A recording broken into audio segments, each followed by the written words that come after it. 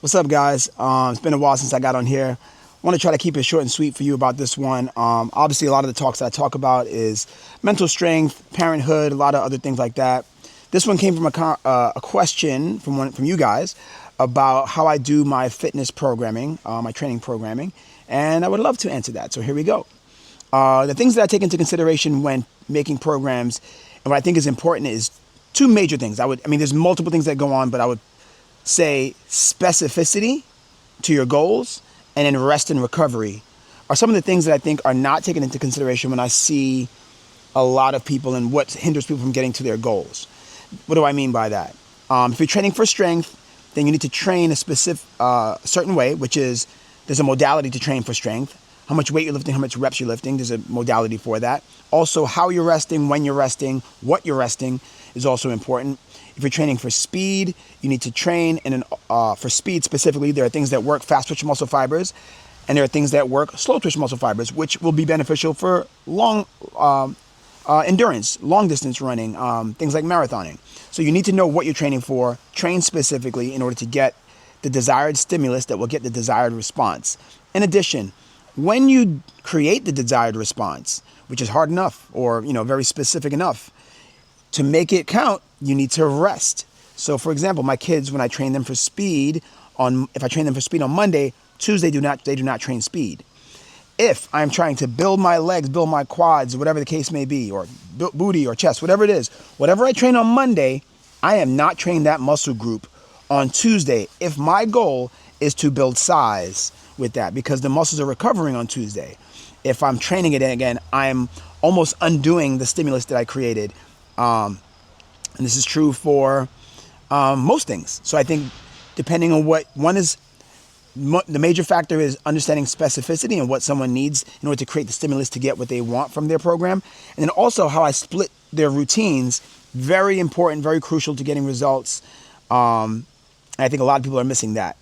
Another thing that kind of is both of these, I see this when it comes to group fitness, which I love. Group fitness is great, creates community, creates motivation. Obviously, Trooper Fitness, my gym is the same exact thing, is powered by community. One of the things I see that I think is that causes a problem for people, I'll give an example. If you have person A and person B, one person wants to lose weight, get leaner, other person wants to gain size, get bigger. And two friends, they want to work out together, so they take all the same group fitness classes together. And they probably eat similarly as well. Obviously, just pure logic, you don't even need to know much about fitness to know pure logic says if you're doing the same thing expecting two different results, that's not going to work out well for you.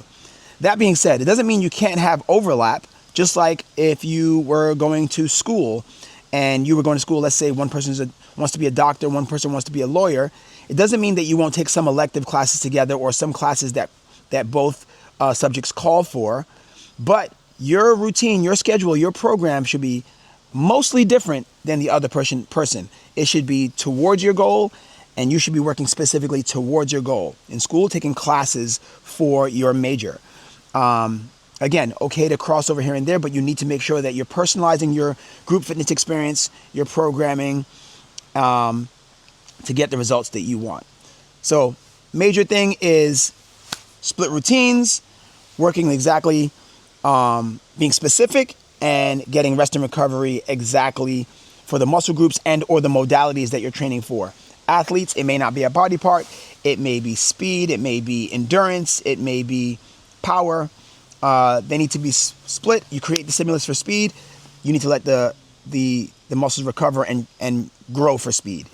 If you're an endurance athlete, even endurance, for the most part, if you train every day, you'll gain endurance, but there should be some rest specifically to let those muscles grow. How you rest is a little different when it comes to endurance, but it still needs to be a part of your programming.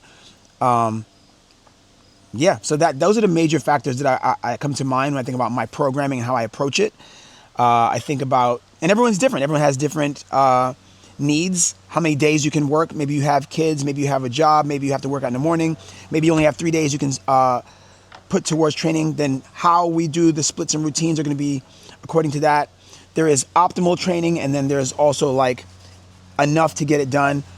Some people you'll find, like, back to if you want to get let's say go back to legs. If you want to make your legs stronger, that doesn't mean that some days and some programs you may have You have a lower body day, and then the next day maybe a total body day, and then you have an upper body day, and then so sometimes it won't be ideal, but just know that if you're working legs one day and then you're working total body the next day, your legs are not optimally recovering.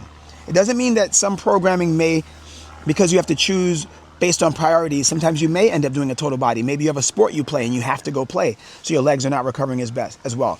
But programming should address it and work towards optimizing your situation, your specific needs, and your specific goals. Split routines, rest and recovery, specificity. That's what I focus on. I hope this helped. Peace.